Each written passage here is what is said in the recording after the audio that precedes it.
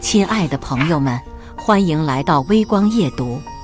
爷爷70寿宴上，我被当成了家族危机的最佳祭品。林默，你这废物就配嫁给那个疯子！众人哄笑声中，我漫不经心戳着手机屏幕。哦，你们新能源计划最大的投资人刚发消息要撤资，真巧，他现在在门外等我签收购合同。堂哥狂笑打断：“疯子的门卫吧！”大门敞开，全球投行大佬捧着文件向我弯腰：“林先生，您刚收购的林氏集团文件已送来了。”满厅宾客石化，爷爷的寿宴成了林氏帝国的葬礼。接下来开始我们本期故事，记得点击订阅并开启小铃铛。晚7点整。整个林氏庄园都亮得烫人眼，巨型的全铜水晶灯从宴会厅挑高的穹顶垂落，每一根棱角都被擦拭得耀眼生辉，毫不吝啬地向跪伏于下的人们泼洒着灼灼金光。空气里浮动着名贵雪茄醇厚的焦香，法式香水的甜腻，以及某种更为粘稠、躁动的东西。华服与珠宝的光晕相互交叠，觥筹交错间的碎语声汇成一片低沉的嗡鸣，粘稠地贴着墙面爬行。这场为林氏家族掌门人林振山举办的70大寿，分明是锦城上流社会的一场清朝盛宴。林家直系们众星捧月般环绕在主位。老爷子林振山穿一身参子团服祥云纹唐装，花白的头发梳得一丝不苟，干瘦的手掌把龙头拐杖攥得骨节分明。只是那副精心打理的金贵与沉稳下，却透着一丝挥之不去的紧绷。近来家族命脉所在的新能源项目频遭重创，流言蜚语已快压不住了。主桌之下，年轻一代则泾渭分明，堂哥林耀无疑是聚光灯下的宠，他修身的阿玛尼高定西装剪裁无可挑剔，衬得身姿挺拔，嘴角噙着一丝滴水不漏的笑意，应付着来自四面八方的殷勤问候，游刃有余。他是所有人公认的林氏下一任接班人，此刻正如同一轮初升的太阳。而我林默则缩在宴会厅东南角最不起眼的一张备用小圆桌旁，几乎隐没在一盆巨大的发财树盆栽之后阴影里。身上是件洗得发白的套头灰色卫衣，拉链没拉到顶，松松垮垮。我垂着眼，对杯中微微漾开的果汁更感兴趣，漫无目的地拿叉子柄在杯沿轻轻敲着，一下又一下，指尖残留着一点淡淡的松香味，是下午在后院仓库角落里拆那台20年前进口的老古董收音机电路板时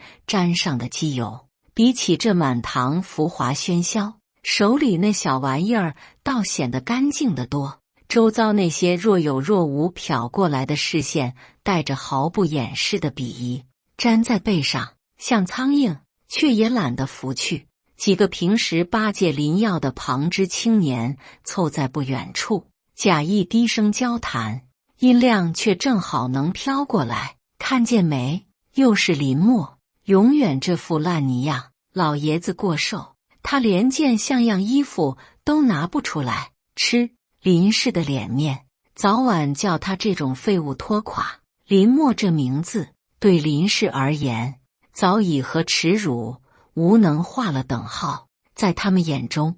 我天生就与这堆金气玉的场合八字不合。挺好，清静。一道高挑的身影挡住了侧面打来的灯光，浓烈的蔚蓝楠香裹挟而来，瞬间压过了原有的气息。林耀不知何时踱到了我的桌旁，他微微俯身，一手撑在桌沿，那双带着审视与掌控的眼睛微眯，似笑非笑地俯视着缩在椅子里的我。阿莫，他开口，声线温和有礼，字字清晰。今天爷爷大寿，你怎么躲到这犄角旮旯来了？这身衣服也过于随意了些。没等我回应，一个稍显稚嫩的旁支堂妹提着裙摆小跑过来，挤到林耀身边，带着几分讨好的插话：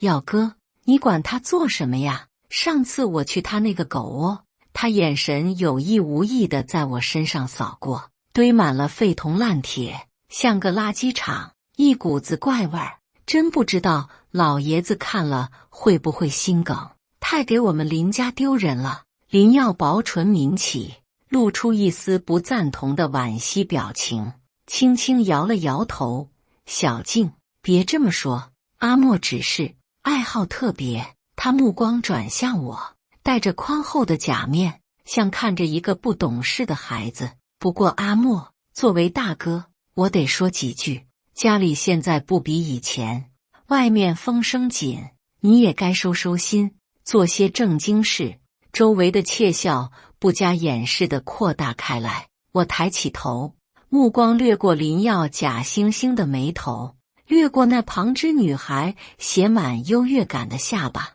最后停留在自己杯沿凝聚的一点水珠上，看着它滚圆饱满，轻轻一晃，无声地坠入橙黄色的液体里。哦，一个字从喉咙里滚出来，干巴巴的。林耀脸上完美的关心裂开一丝缝隙，眼底掠过清晰的厌恶，却转瞬即逝。他直起身，不再看我，那姿态如同嫌弃沾上了什么不洁的东西。你好自为之。他丢下这句话，转身走向主桌方向，步履间重新披回众人焦点的从容外衣，留下身后一片奚落的目光。宴至半酣，酒酣耳热之际，水晶吊灯的光芒也似乎被喧闹声镀上了一层浮躁。突然，主桌那边传来一声轻微的瓷器碰撞声，不算清脆，却像按下了暂停键。林耀的父亲，家族掌舵者之一，林振山的大儿子林国栋，放下手中的银汤匙，缓缓站起身。他清了清喉咙，那声音不大，却带着一种沉甸甸的穿透力，轻易碾过了满堂浮华之声。宴会厅以肉眼可见的速度安静下来，几百道目光齐齐投射到主桌中央。林国栋环视全场，脸色是强压下的凝重。在座各位都是我们林氏的至亲和多年的朋友，借着今天为家父祝寿的机会，有些家事，林氏的公事，也该向各位做个说明，开诚布公，以免外界过多猜测。他顿了顿，眉宇间纹路深刻，显出一种被逼至悬崖的疲态。想必大家也多少有所耳闻，近1年，我们林氏全力投入的新能源深蓝能源项目遇到了前所未见的困难，国际专利壁垒森严，核心技术迟迟无法突破，合作方临时变卦反戈，资金链几近断裂。最后几个字，他说的异常艰难，压抑的惊呼和倒吸冷气的声音在厅内零星响起。更雪上加霜的是，林国栋的声音骤然变冷，目光锐利，竟直直地向我所在的角落刺来。就在我们家族上下同心共克时艰之际，家里却有人不知收敛，在外惹是生非，引来对手恶意借题发挥，给我们本已风雨飘摇的林氏重重的又踹上了一脚。所有探究的、疑惑的、幸灾乐祸的目光瞬间找到了终极落点，像无数灼热的探照灯，精准地锁定了几乎被遗忘在角落的我。嗡鸣声陡然大了起来，窃窃私语汇成一片压抑的潮水。我就知道肯定是他惹的祸，这废物点心，成事不足，败事有余。林家这次怕是要被他拖垮了。我感觉自己成了钉在玻璃板上的昆虫标本，指尖无意识地摩挲着口袋里那枚小小的、冰冷的修复电路板，用镊子、金属的棱角割着指腹，带来一点真实的刺痛。一直稳坐如山的林振山老爷子终于动了，他用龙头拐杖重重地在地毯上一顿，砰的一声闷响，如同法官落锤，瞬间压下所有噪音。老头子鹰隼般的眼睛浑浊而冷硬，扫过我时没有一丝温度。家门不幸，出此逆子。他的声音苍老却有力，带着一股腐朽的决断，在突然寂静下来的大厅里回荡。林默生性顽劣，不求上进，屡教不改，如今变本加厉，引祸上门，成了整个家族的罪人。他的胸膛微微起伏，像是用尽了力气才说出最后一句话。事已至此，为了保全家族根基，息事宁人，给对方一个交代。经家族全体核心成员一致决议，每一个字都清晰无比，砸在冰冷的大理石地面上。即刻起，将林默从林氏族谱除名，剥离林氏继承权，不再是林氏子孙。死一般的沉寂降临，所有人都被这措辞严厉、不留丝毫情面的处决令震得哑然失声。林振山那冰冷而决绝的声音还在空气中震颤，巨大的除名二字悬停在金光闪闪的穹顶之下，像两块烧红的烙铁，狠狠烫在每个人心上。短暂的窒息般的死寂过后，紧随其后的并非惊呼，而是某种被极度压抑后终于找到宣泄口的沸腾。那是一种压抑着的、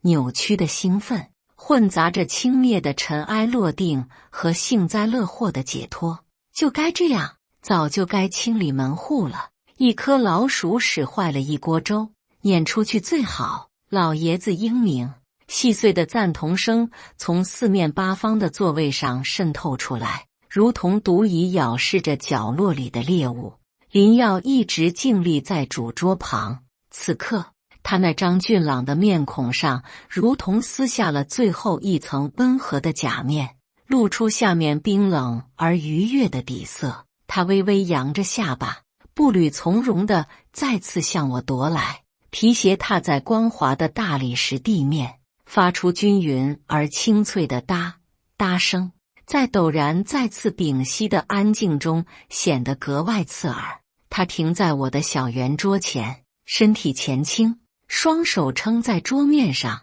阴影瞬间笼罩住我面前那杯几乎没动过的橙汁。他俯视着我的头顶，那眼神像是在欣赏一块即将被彻底抹掉的污迹，嘴角勾起的是一个堪称完美的弧度，混杂着怜悯的残忍和上位者的施舍。阿莫啊，他的声音放得很慢，每一个字都像在冰水里浸泡过。家族念及一丝旧情，到底还是给你安排了一条后路。他顿了顿，满意的看着所有人的注意力都聚焦于他即将抛出的恩赐。江家那个江宇轩，你知道吧？林耀的声音里带上了一丝微妙的戏谑，如同在讲述一出精心设计的笑话。这个名字一出口，人群中便控制不住地响起一阵无法遏制的吸气声。就那个前几个月飙车，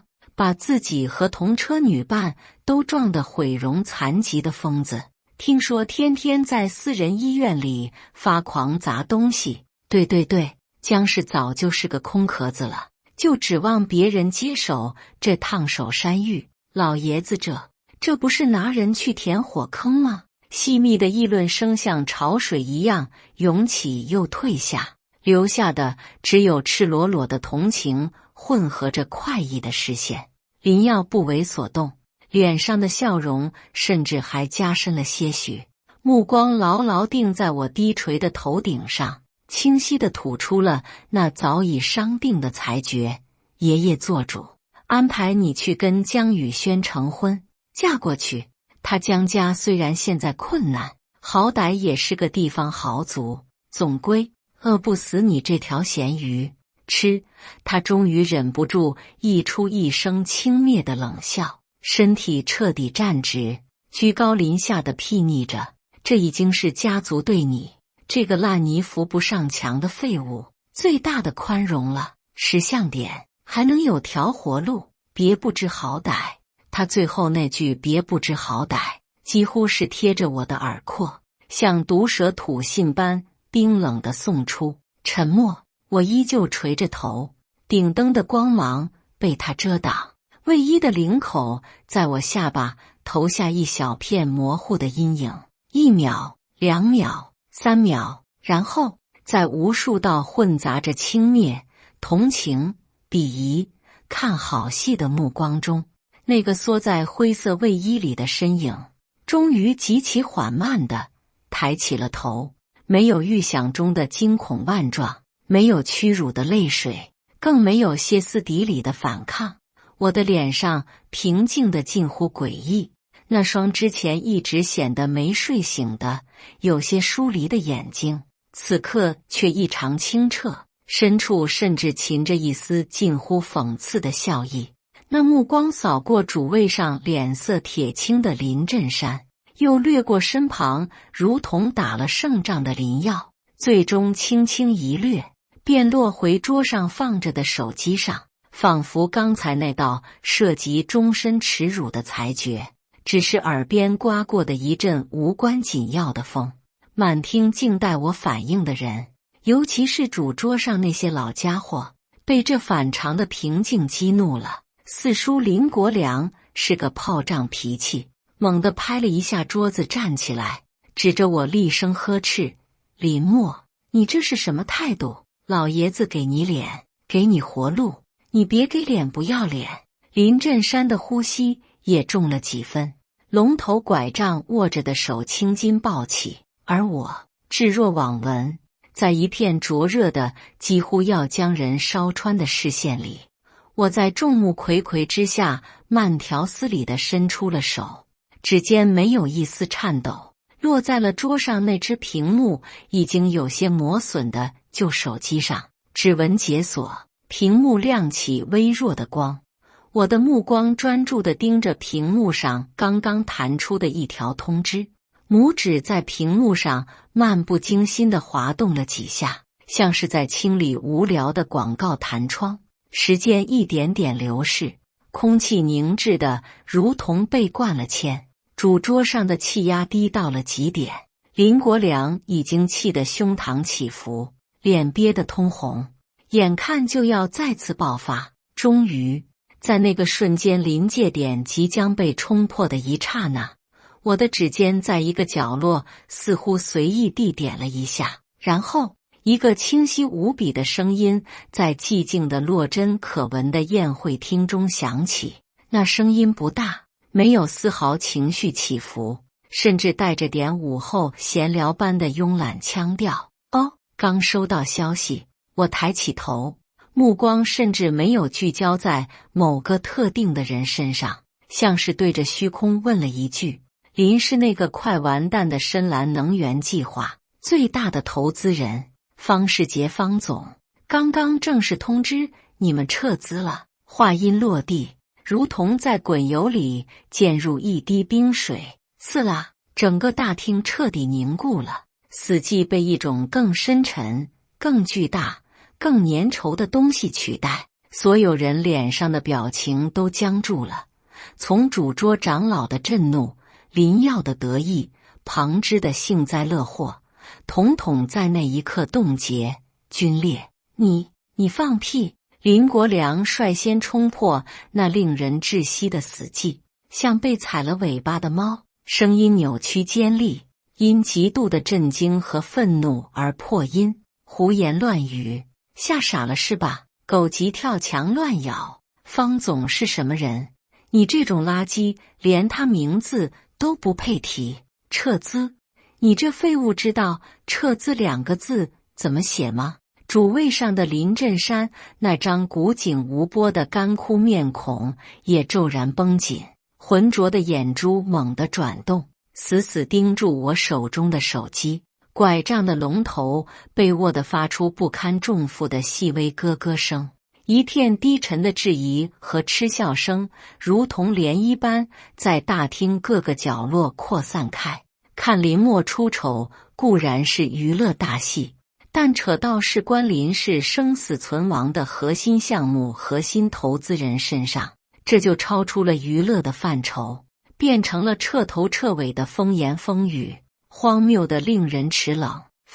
方总撤资，一个靠后席位的旁支亲戚喃喃着，下意识地朝主桌方向看去，寻求确认，却只看到一片僵硬的侧影。不可能，绝对不可能！昨天方总助理还跟我们开过会，一个负责深蓝项目的高管失声叫道，声音里带着他自己都无法控制的颤音。林耀更是被这突如其来的变故惊得退后半步，旋即浓眉拧紧，脸上那副游刃有余的面具瞬间破碎，只余下惊疑不定和熊熊燃起的怒火。他目光凌厉地扫过主桌后侧那位深蓝项目的主管负责人，得到一个惊慌失措、拼命摇头否定的回应后，胆气似乎回来了几分。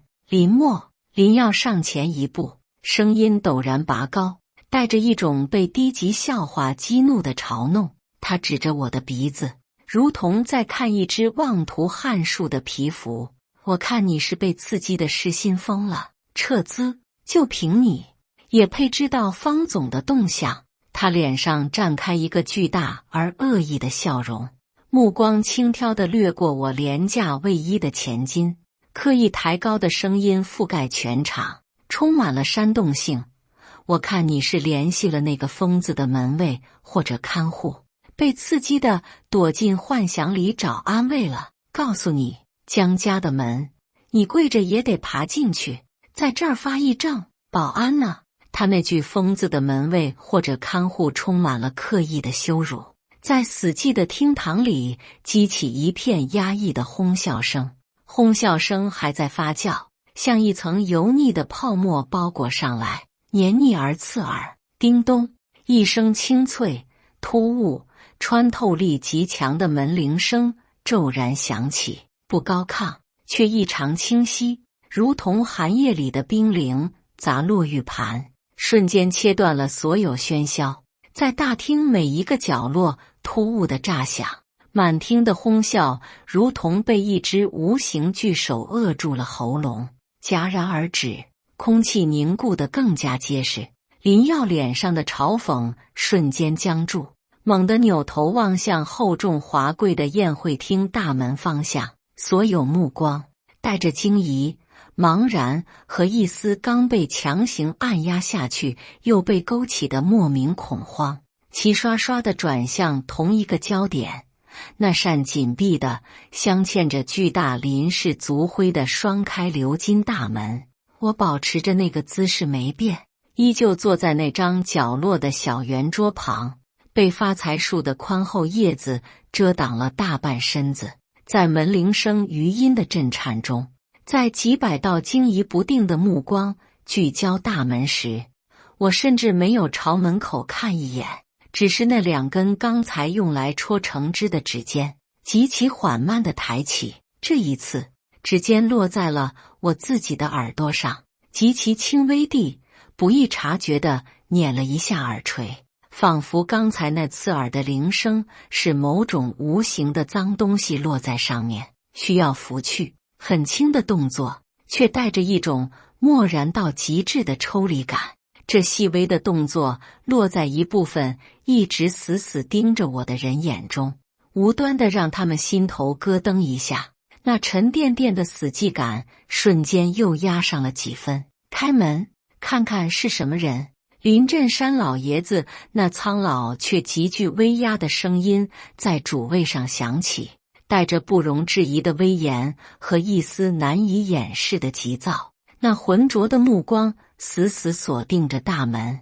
如同嗅到了风暴前气息的鹰隼。距离大门最近的一名侍应生如梦初醒，被那目光刺得一激灵，慌忙压下心头的慌乱，强自镇定地上前，握住冰冷的巨大黄铜门环把手，咔嚓，沉重的门轴转动，发出一声低沉而古老的摩擦。吱呀，两扇厚重的雕花门被拉开了1人宽的缝隙，宴会厅内外巨大的温差涌来，外面更深沉的夜色裹挟着凉意弥漫进门口一小片区域。然而缝隙外站着的并非什么狂躁狰狞的疯子看护，也不是意料中的记者或者闲杂人等，一道西装革履、头发梳得一丝不苟的中年身影几乎是扑倒在门缝里。他那向来打理得极为整洁的额头上全是豆大的汗珠，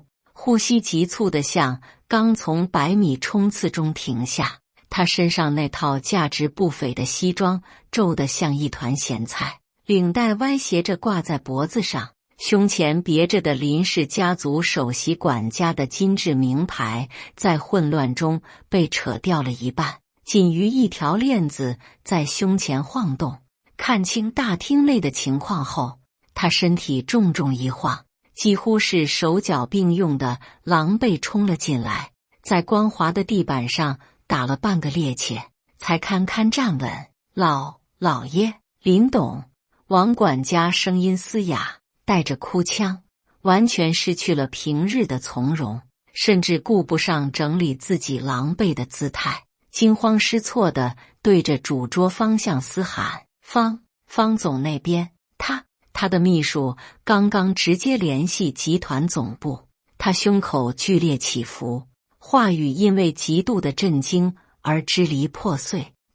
他代表方总亲口通知，终止与我们深蓝计划所有合作，立即生效，撤资。他们要撤资走人，连1个小时的缓冲期都不给。他们的法律顾问函已经在路上了。轰！最后那2个字撤资，像2枚巨大的能量炸弹，在鸦雀无声的宴会厅中心引爆，瞬间掀翻了刚才林耀断言方世杰绝不可能撤资的虚妄信心。什么？林振山猛地从椅子上撑起，拐杖脱手砸在地上，发出沉闷的声响。那张饱经风霜的脸瞬间褪尽血色，干瘦的手紧紧抓住桌沿，才勉强稳住身体，眼睛死死盯着门口几乎瘫软的管家。不可能，绝对不可能！林耀失态地厉声咆哮起来，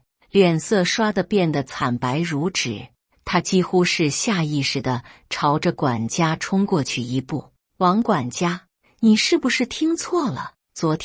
昨天我们还方世杰撤资，他真撤资了。林国栋也豁然站起，手边的红酒杯被带倒，猩红的酒液如同淋漓的鲜血泼洒在雪白的桌布上，刺目惊心，整个主桌都炸开了锅。那些养尊处优几十年的面孔第一次失去了所有体面，惊慌失措，写满了每一寸皱纹。刚才那些断言林默胡说八道的人，此刻只觉得脸上像被无形的耳光连环抽打，火辣辣的疼。巨大的惊愕和随之而来的恐慌，像瘟疫般在人群里无声蔓延，谁也无法理解这致命的一击为何来得如此突然，如此精准，如此狠绝，更无法理解那个他们口中的废物怎么会在几分钟前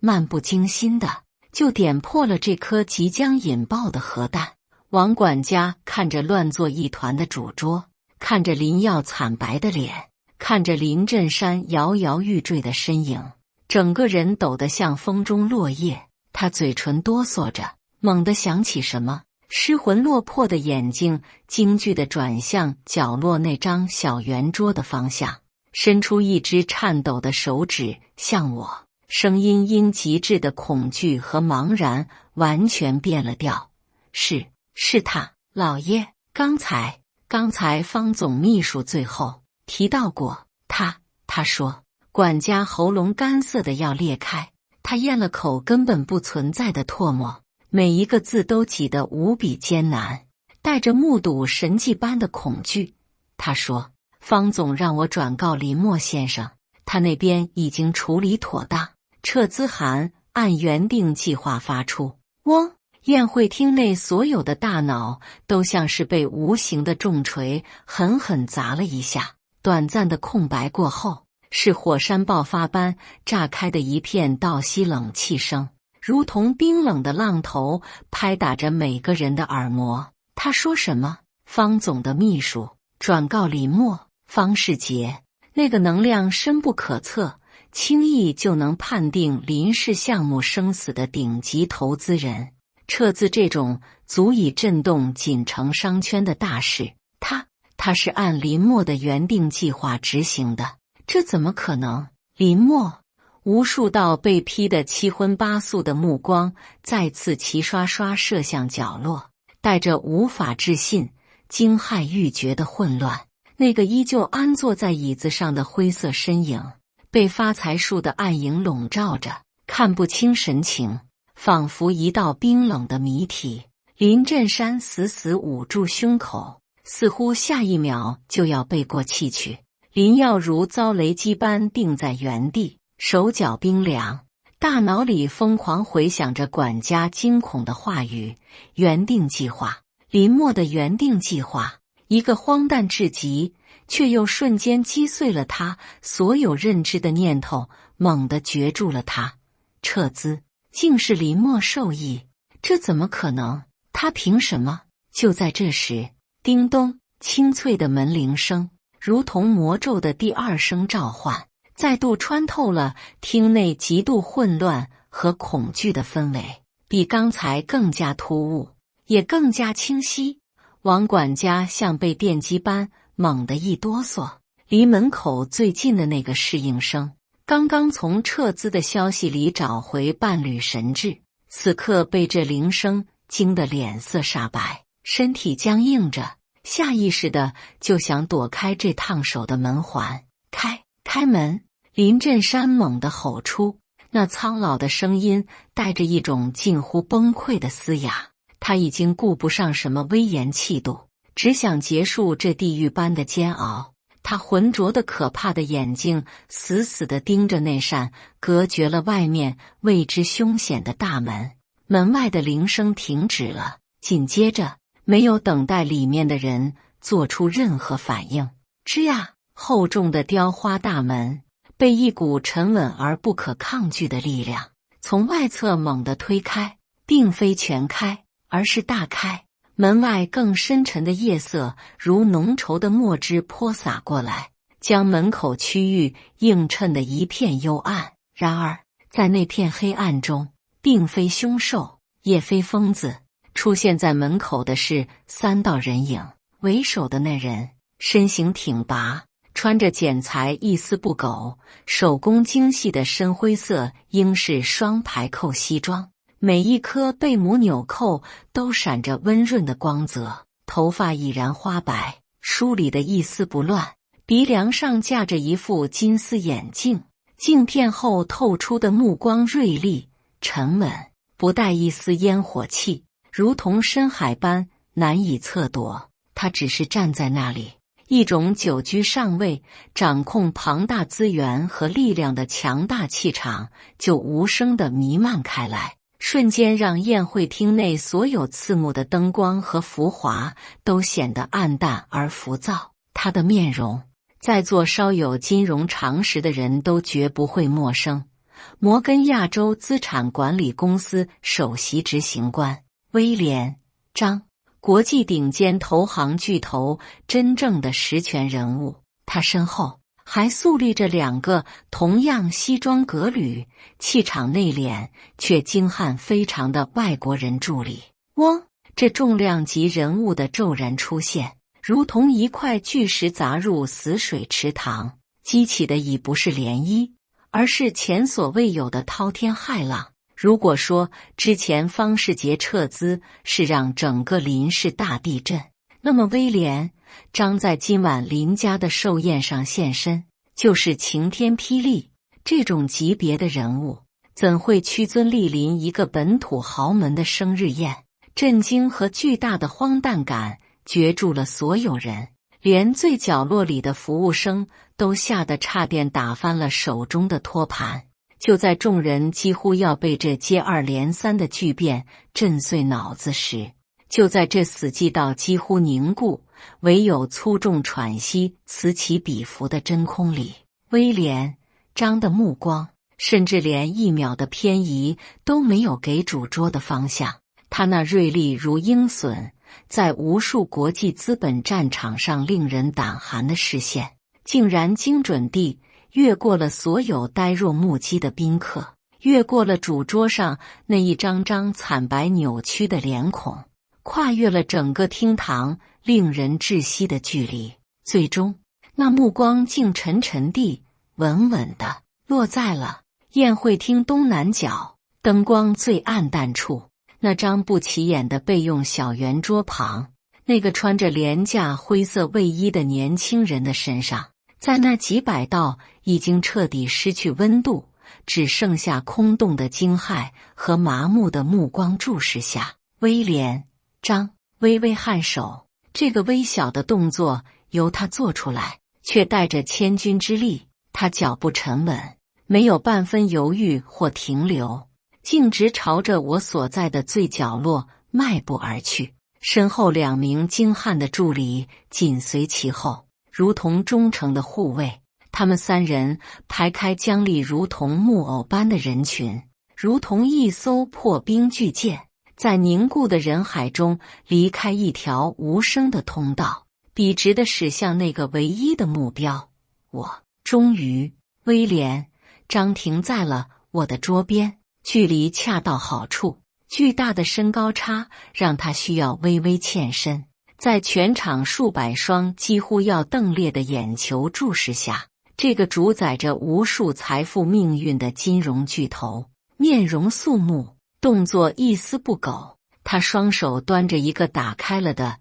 用深蓝色摩洛哥皮包裹的文件盒，河口朝向安稳地坐在椅子上的我，仿佛那不是文件，而是供奉着什么传国玉玺。他那口音纯正、平缓到不含任何起伏的汉语清晰地响起，每一个字都像冰冷的玉石质地。林先生，威廉·张微微躬身，声音不大，却足以让大厅内每一个角落的人都听得清清楚楚。摩根受您全权委托完成的关于林氏集团股权收购的所有法律文件、资金确认函以及集团交接备忘录均已齐备。他将那沉重的盒子向前稳稳递出一步，整个大厅里最后一点细微的杂音彻底消失了，陷入了一种死过3次的真空般的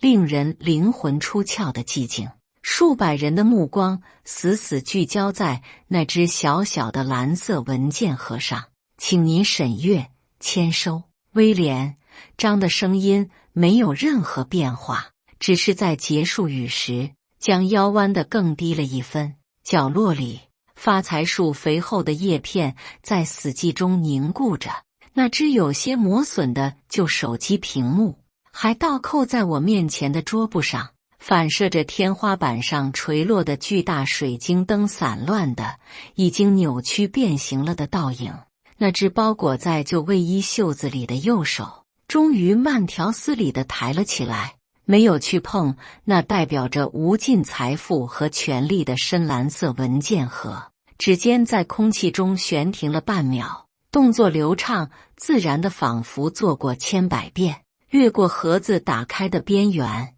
落在了盒中那厚厚文件最顶端雪白封面上的烫金大字上。林氏集团资产全盘收购，那几个字在耀眼的灯光下冷硬地跳跃。我的手指不是签名，更不是翻页，只是指尖落在那行宣告所有权归属的字上，用一种近乎无聊的姿态屈起指节，漫不经心地弹了一下。那动作轻得像拂去一粒落肩的尘埃。哒，微不可闻的响声。那只昂贵的雪茄从林振山那只枯瘦的手里滑落，滚烫的烟灰簌簌掉在他那件象征着权柄的参子团福祥云纹唐装袖口上，啄出几个针尖大的焦黑色小孔，弥漫开蛋白质烧焦的刺鼻气味。他那双浑浊了数十年的眼睛，